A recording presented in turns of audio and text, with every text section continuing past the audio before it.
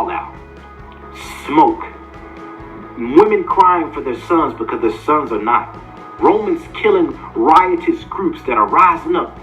Free Judea, free our people, autonomy for Israel. You had Herod, an Edomite, and his dynasty. Herod's ruling, killing any potential threat, any potential Messiah. Then you had the Pharisees and the Sadducees, that we learn from Josephus are not Jews by birth. No. Brothers and sisters, they are there. We are not lost. We are scattered. We are original Hebrew. Let's go! All praises be to the Most High God. Yeah, I say it.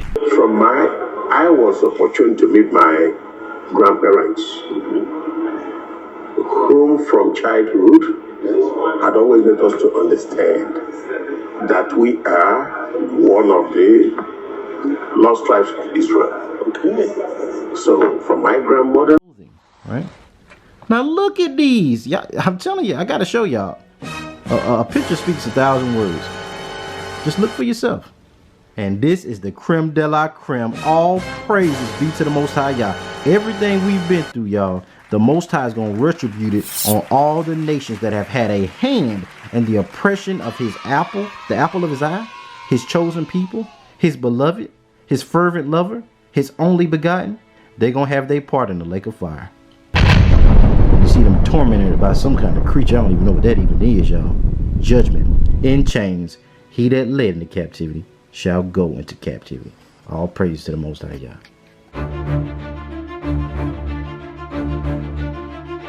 What's up, Zion Dynasty? This is your favorite dreaded Israelite, the man, the myth, and the legend, Mr. JB Zion, man. Y'all show me some love, and welcome back to the channel. Welcome back to the Zion Dynasty family. And your boy is back, y'all already know, in the flesh, about to hit y'all with another banger. All glory, honor, dominion, power, majesty, world without end, to the mighty one of Jacob, the holy one of Israel, the redeemer of the daughter of Zion, the resurrector of the 12 tribes of Israel, even the dry bones of Ezekiel. All praises, glory, and honor to the Most High Yahweh Bahashim Yahweh Shai. And y'all, welcome back to the channel. First, I gotta say peace, love, blessings, and Israelite power to all my Israelite kings and queens, all my Israelite brothers and sisters, family. We love y'all from the bottom of our heart. I could not do this work without y'all. Y'all are the rising army, the 144. Yoruba B'nai Ephraim of the tribe of Joseph. In this season, y'all, we living in the greatest time where the Most High is raising up his people. He's spreading this knowledge. This ministry could not do what it does. We could not get these lessons out without y'all's love, support, edification. Y'all have no idea that every word that y'all give, your boy sometimes be like, whoo, whoo. And then y'all send a message about, man, I'm watching this with my family. We watch this every evening. I'm taking notes. I'm spreading this with my co-workers. I'm spreading this with my church members. And y'all keep your boy fired up. Let's go to do this work. And I could not thank y'all enough. But not just y'all. All of our Gentile sojourners with Zion, all those that ain't lost in the urban apologist goon squad madness sauce of these fake spiritual leaders, I just gotta call them out, y'all, that went off to these cemeteries, seminary schools. Yo, y'all Israel now. Oh, y'all black folks, oh, y'all Jews, we was kings. Oh, y'all think y'all was Jews, now you Jewish. And legalism and yeah, these Israelites trying to turn us back to the law of Moses. And yeah, neither Jew nor Greek, world without end, that don't matter. Just talking about whosoever will call upon the name of Christ will be saved. For God so loved the world. They saying, well, you can't use Deuteronomy 28. Even though it says we're gonna go into a country as swift as the eagle flies. Oh no, you can't use that. Even though it says we're gonna have a yoke of iron around our neck, you can't use that. That's been fulfilled. Even though it says you're gonna go into slavery again on slave cargo ships, oh, that's already been fulfilled. And I'm like, Negro, to learn the indoctrination of destruction, satanic messages and doctrine, the Council of Nicaea, the Willie Lynched mind to try to convince our people that our history doesn't matter. So to all y'all Gentiles that ain't lost in all of that foolishness, I thank each and every one of y'all, and we love y'all from the bottom of our heart because y'all keep this work going, right? So y'all, I gotta jump into it on this one. Oh, whoa, I forgot. If y'all want to support the ministry, I'm going to put that Cash App up. Also, that P.O. Box, I'm going to put that in the description for y'all because y'all have been asking about it and I could not do this without y'all. PayPal, if y'all want to message me about that as well. The Sefer giveaway. The first wave of those is going to go out on next Sabbath, right? So also, y'all comment about that because I'm tallying that up. And whoa, man, boy, it's a lot of y'all. So, and y'all be encouraged because we're going to be doing giveaways in the future, a lot of them. So if you don't get picked in this round, it's not because, it's just because it's a bunch. I mean, it's a whole lot. So we're just trying to just choose based on what we can. And then in the future, we're going to keep doing these giveaways so you'll have a chance to be able to get that Sefer. Oh, also, if y'all want different types of stuff, other books that I have, now that for now, I'm going to tell y'all, that thing is obsolete. White folks, and I'm trying to figure out a way to cunningly get ahead of them. Like when I find this literature, get a couple of them, because some kind of way when your boy JB on Zion Dynasty mentions these books, y'all message me and say they're gone, JB. And I'm like, what the crap? Satan ain't playing no games. So y'all message about different literature that y'all want as well. Message about that Sefer. If you want to Cash Up, I'm put that on the screen. And we about to jump into it, y'all. We're about to deal with this stuff. Y'all, I'm telling you, I've been caught dry. And y'all, I love these fringes so much, y'all. Now your boy showering and everything, y'all. Don't get it misconstrued. But I bought like 5, 6 different pairs of these things, y'all. I love it. I just love the look. It just fits my swag, man. It just makes you feel just live about keeping the commandments of the most. Let's go, Yoruba. Like when you got these garments on, y'all, I mean, had your boy on 10. So we're gonna jump into it, y'all. And we've been dealing with this madness of the New Testament, the new covenant of the Most High Yah, replacing Israel with whosoever will, let them come. A lot of Christians and a lot of our people have this misconception that when Yahushua came on the scene, he did away with everything from the beginning of mankind. And this is not so, family. We see, I'm gonna use some examples, like with the Sabbath. I showed you guys in Genesis chapter 2 how the Most High Yah himself, our Father, he rested on the Sabbath. This was not a Mosaic institution. Not just that, we looked at Noah in Genesis chapter 7 verse 2, how we hear all the time about, you know, Noah built the ark with the animals 2 by 2. That's only part of the story because white folks don't want to tell you the full story. The full story is the 2 by 2 animals were the unclean of that species. He took 7s of the clean animals and put those on the ark. They don't tell you that. But the biggest question is, how in the world did Noah know, right? How did he know the difference between the clean animals and the unclean? If Moses is the person that made the law. Oh, Moses, you know, Moses made the law for Israel back then to show us our sin with all them laws. You couldn't do all that stuff. Understand what I'm saying? The culture in the biblical antiquity time period was different than the culture in America today. America, I have you think, oh yeah, you know, that was a different time period. You know, you can't do that stuff anymore. That was back then, you know, this is now. Because their society is based on sin. All it takes is our people to say, well, we're gonna boycott this. We're not gonna celebrate Easter. We're not gonna celebrate Christmas. We're not gonna eat sausage, egg, and cheese biscuits. And society would have to adjust to Yah's people. Y'all better hear me. We don't understand the power in our people coming together under our cultural heritage, under our identity, and making the society line up with our God instead of us following after theirs. Let's go. I gotta tell y'all these things. So we're gonna deal with these holy days versus the holidays and this whole misconception to show you guys you're gonna serve somebody. Our people have more power than we want to admit.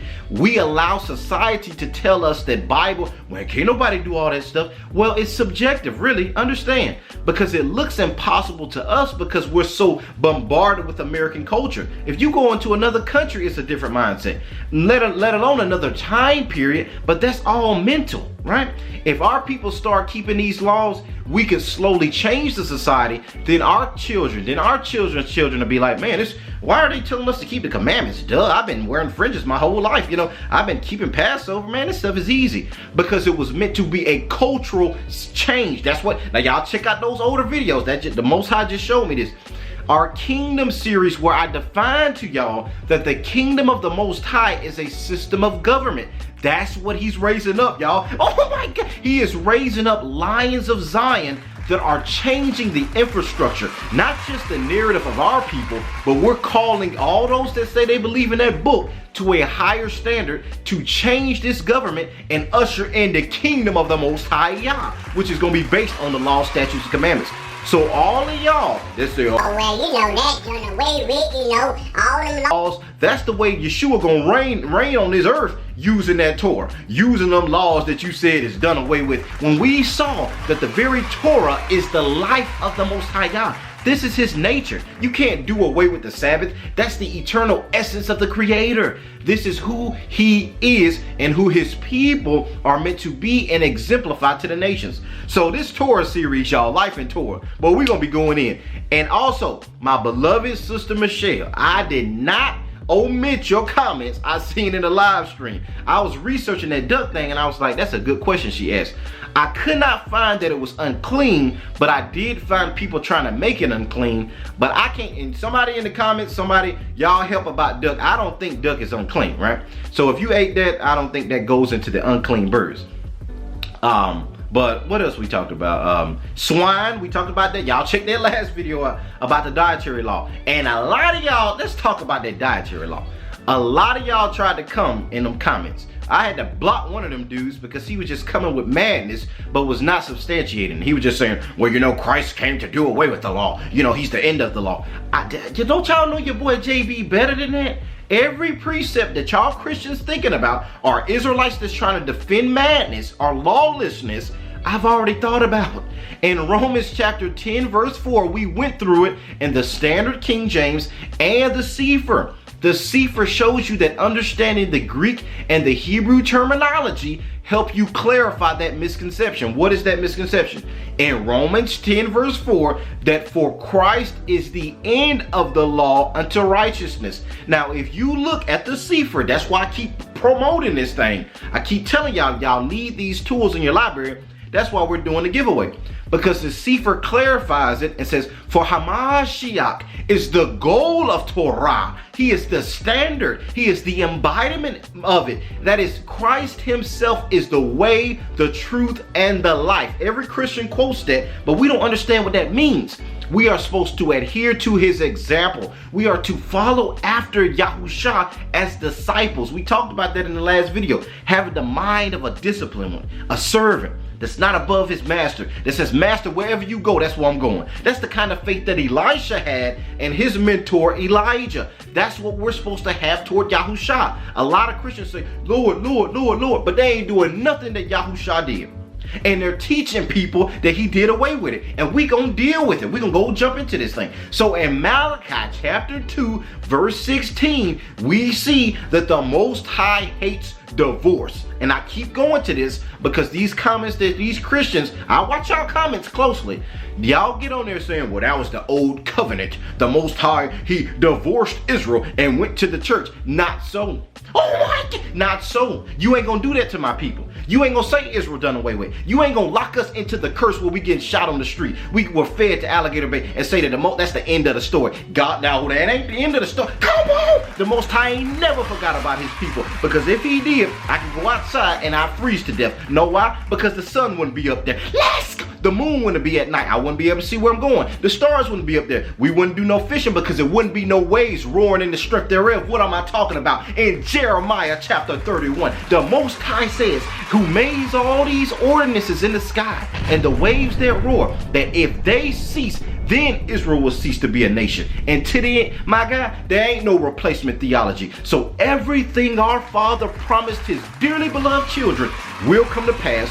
We will be restored. We will be reunited. We will go back to Zion and we will rule this earth based on our culture that y'all telling us don't matter. Satan is trying to get rid of the commandments. We will do these things. I got to tell y'all now. right? Because a lot of these Christians are attacking this awakening, and they have to attack us being Israel. Then they have to attack Israel's place. Okay, y'all are Israelites. Well, Israel doesn't matter anymore.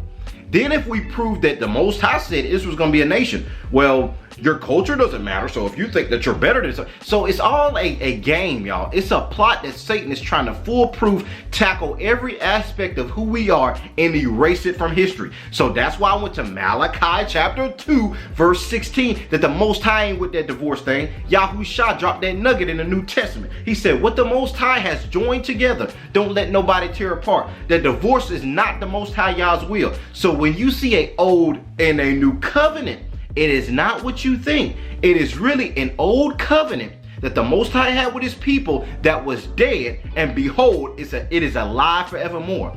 This beautiful mystery is shown in the book of Revelation, where Yahushua himself says, behold, I am he who was alive and was dead, and behold, I am alive forevermore. This is the testimony of Zion. This is the testimony of Israel, that we were alive. We had our covenant with our God, and we failed, and we went into captivity, and we're in the land of our captivity. But behold, the Most High said, that ain't the end of the story, that I will resurrect my people on that spiritual third day and enter them into the rest, the promised land that I swore to their forefathers. So I'm telling y'all, don't come in here trying to do away with my people. We see in Malachi chapter 2 verse 16, because I take this stuff seriously, y'all. Defending Zion is my purpose in life, right? The Most High says he hates divorce. We see in Malachi chapter 3 verse 6 that the Most High changes not.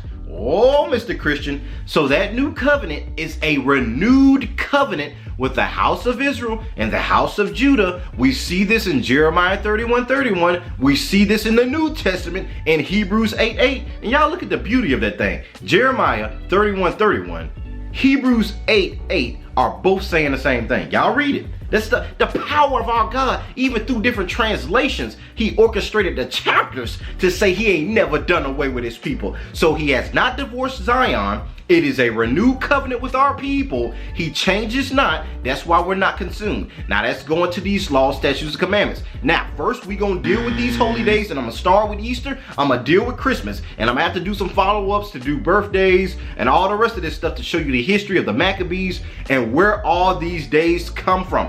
First, I'm just going to explain something real quick. The holiday concept is a twisted, wicked perversion of the holy days that the Most High instituted. Satan is not original. I'm trying to tell y'all, everything he does is a perversion of truth. It is truth mixed with a lie, a little leaven, leavening the whole lump. Y'all understand? So when Christians, you think you're free, you're not. You will serve the Most High either willingly with joy, or you're going to serve somebody. So when your argument is, that's legalism. Legalism is if you commit murder, you're going to jail. Ain't that legalism? Ain't if you don't pay your taxes that you're going to have to pay that or serve prison time? Isn't that legalism? That you can't speed past a certain limit in a certain zone? Isn't that legalism? Y'all use it. You got to use common sense.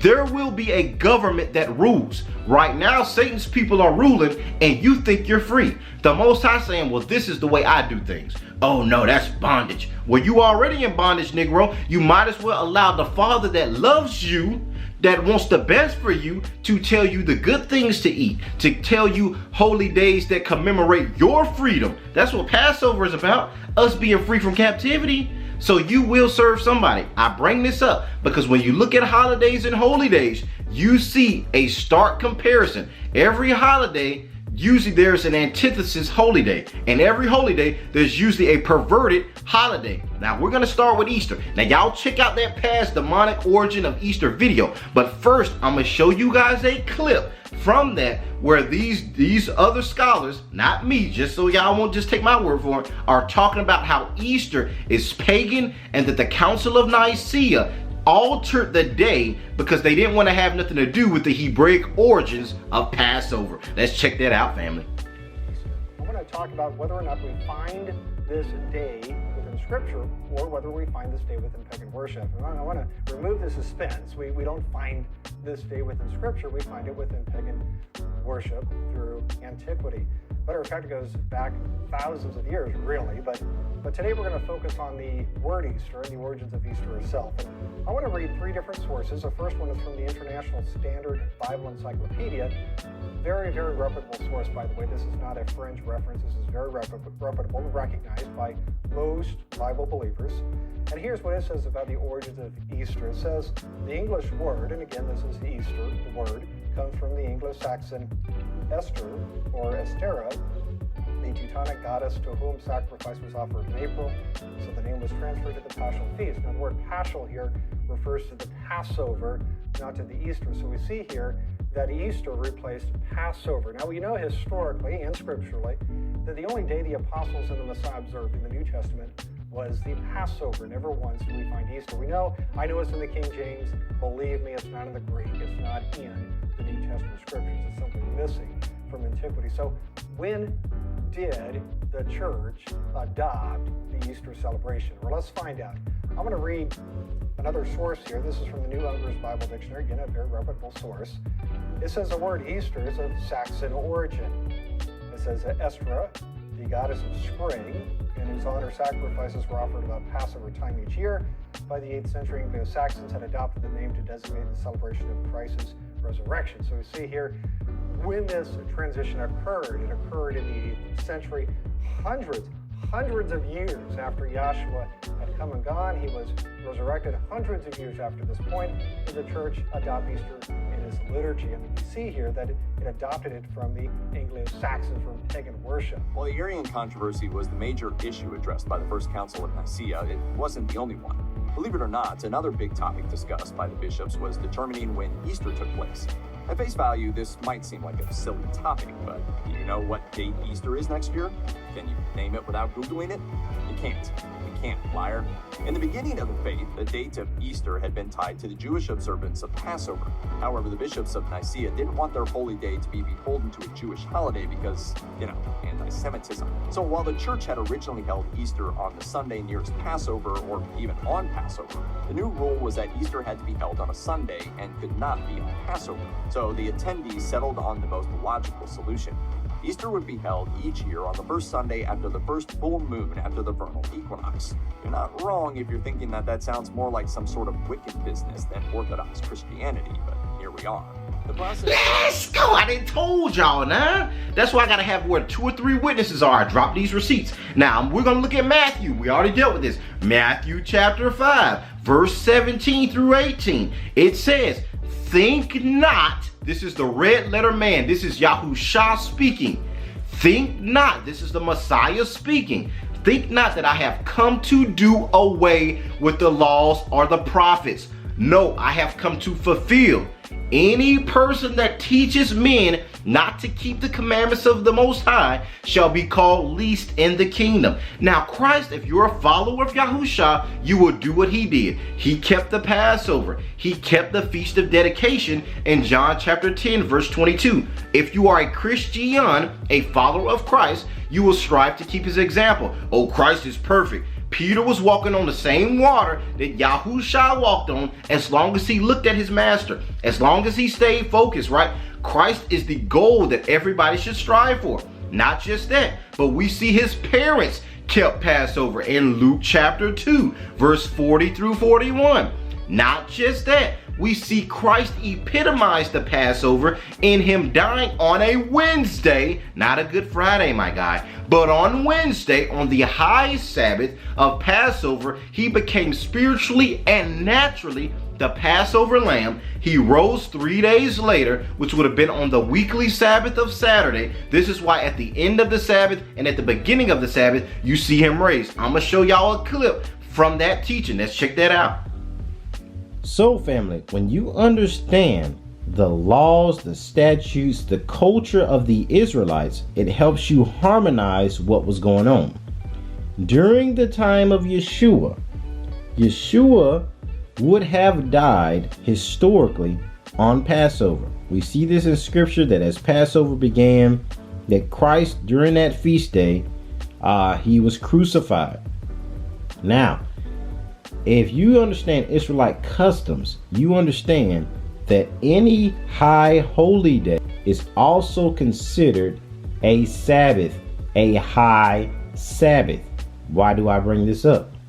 Because during that AD 32-33 time period, so we see, family, that during this time period in history, when Christ would have been crucified on Passover, this day would have fallen on Wednesday. Why is this important? So Christ was crucified on a Sabbath or a high Sabbath, which is Passover, which would have been Wednesday on that time period. And 3 days later, Thursday, Friday, Saturday would have also been the Sabbath, which is the weekly Sabbath. Why is this so important? It harmonizes the scriptures. It harmonizes Matthew 28 verses 1 and 2, and also Mark chapter 16 verses 1 and 2 as well. That what is happening is long after the Sabbath, long after Christ was crucified on Passover, that on the early morning of the Sabbath, the weekly Sabbath, which would have been 3 days later, Christ resurrected. Why do I go through all of this?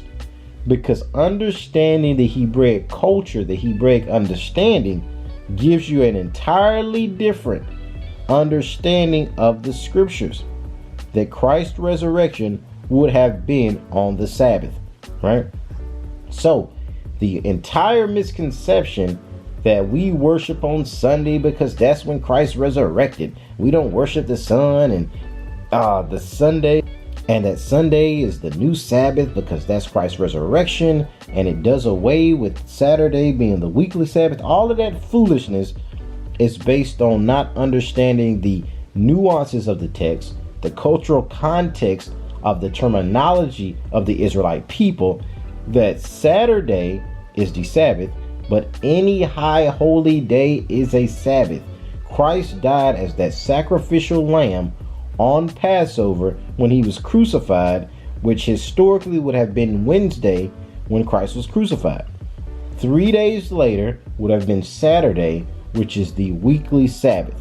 Now I know that's really deep, you guys, but I had to go through that just to show you how the Sefer harmonizes the scriptures based on the Israeli understanding, the Hebrew, the Greek, and that kind of thing. So family, in Matthew 26 and John chapter 19 and Luke chapter 22, in Mark chapter 14, I'm telling y'all, we see that Christ was crucified on Passover. Now few times you see all four of the synoptic gospels talking about a single story. Sometimes you see stuff in Mark that's not in John. You might see stuff that's in John that's not in Matthew, right? But all of them are on the consensus that during the feast of unleavened bread, during Passover, that Yahushua, they sought to kill that man. And they entered into Judas to betray him. We know the story, and they crucified him in the season of Passover on the high holy day of Passover Pesach itself, and that he rose on the Sabbath. So I'm trying to tell y'all, Christ is the fulfillment of the Passover and the Sabbath. And when I say fulfillment, I mean not for you to do away with it, Negro, but he's the example, right? Because a lot of Christians say, well, we keep Sunday worship because that's the day that Christ rose. That's that Constantine. That's that Council of Nicaea, sun worship, Sunday. No, he rose on the Sabbath. Why is this important? Because it shows you the power of the Sabbath. That means that if you say you're a follower of Christ, you would at least reverence the Sabbath because that was the resurrection. You would at least honor Passover because that's when he was crucified. This is why the devil is in the detail, y'all. But not just that. In Acts chapter 20 verse 6, we see the early church keeping the feast of unleavened bread. In 1 Corinthians chapter 5 verse 7, we see Paul the apostle say, therefore let us keep the feast, Yeshua being our Passover, right? Therefore let us keep the feast, Yahushua being our Passover, not with wickedness of malice and leaven spiritually, but with unleavened sincere hearts, right? So we see that Easter is just the devil the Bible speaks of. I showed you guys the examples. I showed you guys the precepts. Now we're going to deal with Christmas. I'm going to show you guys a quick clip about Christmas being linked to the European Edomites the winter solstice, which they love the cold anyway. They ain't gonna tell you that part, but we're gonna watch that clip to show you the pagan roots of Christmas. Let's check that out. Christmas. It's the time of year when we in the West celebrate the birth of Jesus Christ with nice things like nativity plays and carol singing where we sing about Jesus and God and all of these very Christian things. And of course the name is Christ Mass. It goes right back to this old Christian idea. So Christmas must be incredibly Christian and all about Jesus and God and the Bible, right? Well, not quite. In this video, I'm going to be looking at the pagan and mostly the Northern European pagan origins of Christmas and some of the things we do. Christmas Day is celebrated on the 25th of December, although there is no real link to this with the birth of Jesus Christ. We're not actually sure on which day he was born. However, there is a very strong link to one of the festivals called Yule by the Old Norse, Yule by the Old Frisians, and Yule by the Old English. And this festival was a very important part of the pagan calendar, not only in the Northern European pagan traditions, but also in many other ones around the world, as it coincided with one of the major changes in the year to do with the harvests.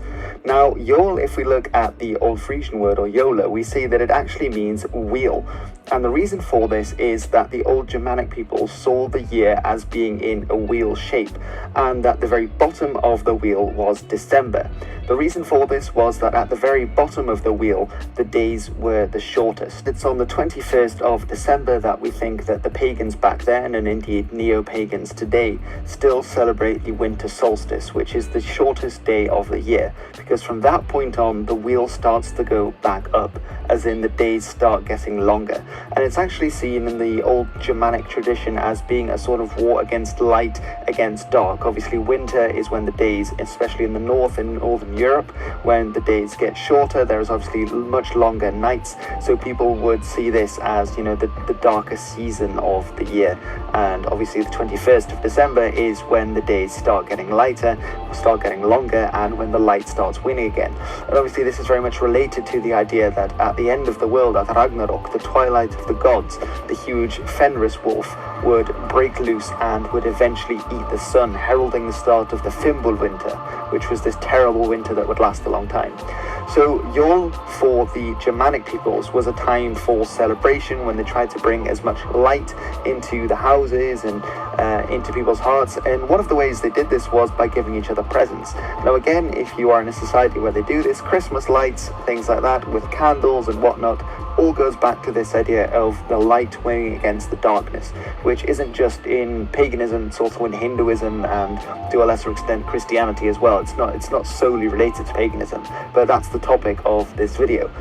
And in this season, people would give each other gifts. Families would give each other gifts at this time, obviously to celebrate and to celebrate the light coming back, as well as bringing evergreens into the houses, as evergreens were also signs that things carried on, that it was all part of the wheel of life that they believed in, and that then the days were obviously getting lighter again and things would be becoming green again. So again, this is another symbolism for the fact that light is triumphing over darkness.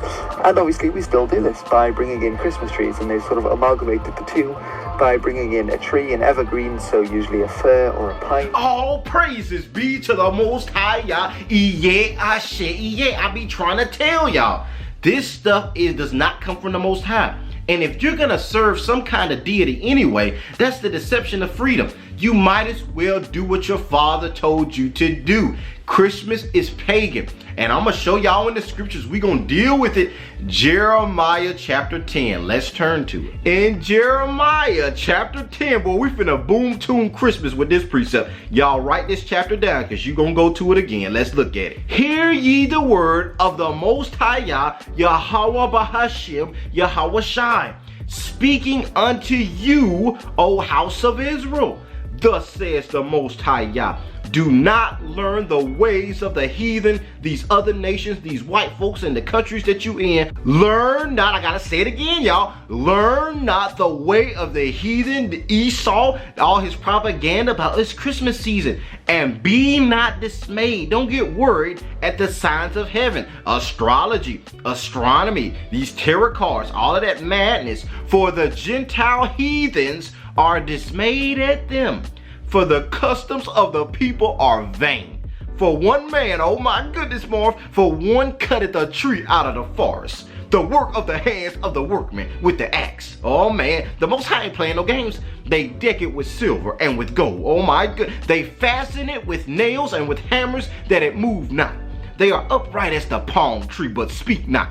They must needs be born, because they cannot go. Be not afraid of them, for they cannot do evil, neither also is it in them to do good. All praises be to the Most High, y'all, for the reading of his word. Y'all gotta hear this. The Most High said, don't get fearful, don't get worried, don't be like, oh, well, that's Christ's birth, we gotta celebrate his birth. Christ wasn't daggum near born on no winter solstice. This is the traditions and the tenements of man, right? The Most High is saying, don't get worried in it, don't get caught up in it. Hear these words, my children, my dearly beloved children of Israel. Do not get caught up in that madness of Christmas. Yeshua or Yahusha was not born during the winter solstice. I got to tell y'all. Now, there's debate whether he was born on Passover or he was born around the time of the summer. There's a lot of that, but we know he was not born during that time period. So the reason that they keep this goes back to a Northern European Northic mythology, right? Where they worship the winter solstice and that kind of thing. They gave presents to one another. It was the shortest day of the year and all of this madness, but it had nothing to do with the Judeo-Hebraic scriptures, family. I just got to tell y'all. But not just that. We read in Jeremiah chapter 10, oh my, that thousands of years ago, family, these folks was doing the same stuff. Solomon was right. There is nothing new under the sun. This stuff been going on since the dawn of creation. They had this pagan ritual of cutting a tree down, decking it with gold and silver. You know, old school, they used to fasten that stuff down with the nails, right? The Bible calls them out, y'all, thousands of years ago. You gotta see the power. So y'all, it's so many other precepts, y'all, but I just got to let y'all know. Christmas, Easter, we ain't supposed to be keeping that stuff. Now let's go to the 4th of July. I'm gonna touch that briefly. I'm gonna have to do a follow-up because I got to go through all these stuff we keep. St. Patrick's Day and Valentine's Day. It's gonna take a follow-up. But first, let's just talk about Independence Day. Now, I already mentioned this in the last video, but Negroes, you understand that we were still picking cotton in 1776, right? But what's going on is deeper than that. So we weren't free until 1865, supposedly, right? And Juneteenth is to commemorate when all the slaves found out that we had been freed. So we were freed, and a lot of folks like in Texas did not even know. That's where Juneteenth comes from. So at best, Juneteenth is really the Independence Day of the country. It ain't about that. White folks are talking about their Independence Day. But why are they doing that? It's deeper. The Most High told the children of Israel in Exodus chapter 12 that Passover will be the beginning of the year for them. Why?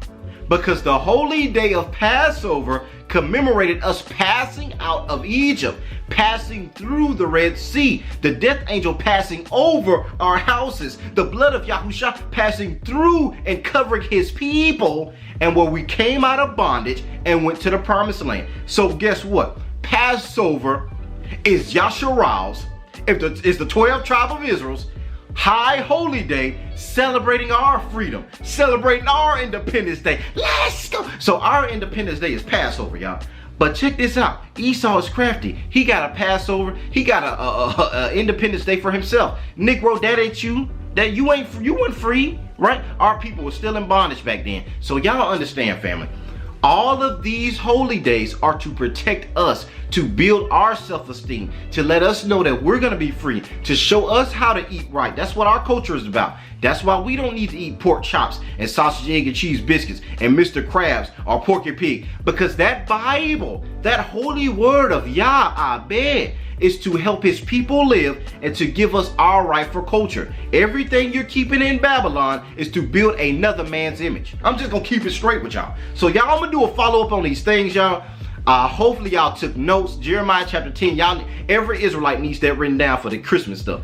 And Christians get hemmed up. They be like, well, you know, this was talking about, they know the prophetic power of that Bible and they don't know what to do with it. So y'all write these scriptures down. Y'all replay this as many times as you want. I'm gonna do a follow-up to the whole holidays thing and deal with birthdays, St. Patrick's Day, Valentine's Day, and whatever else y'all want me to deal with in the comments. And but yeah, and that Them series is coming, and we're gonna keep this Life in Torah series. Well, I'm gonna be going through the law, our culture, our Torah, to show you it's not done away with, to show you that Yahushua, he lived that thing, right? To show us the example of how we should live. So with that, family, I love you all with the love of the Most High Yah. I love you all with the love of the Messiah. Peace, love, blessings, and Israelite power to all of you kings and queens of Zion. I love you all, and be blessed. Shalom. All praises. Let's go. Oh my goodness, Mark.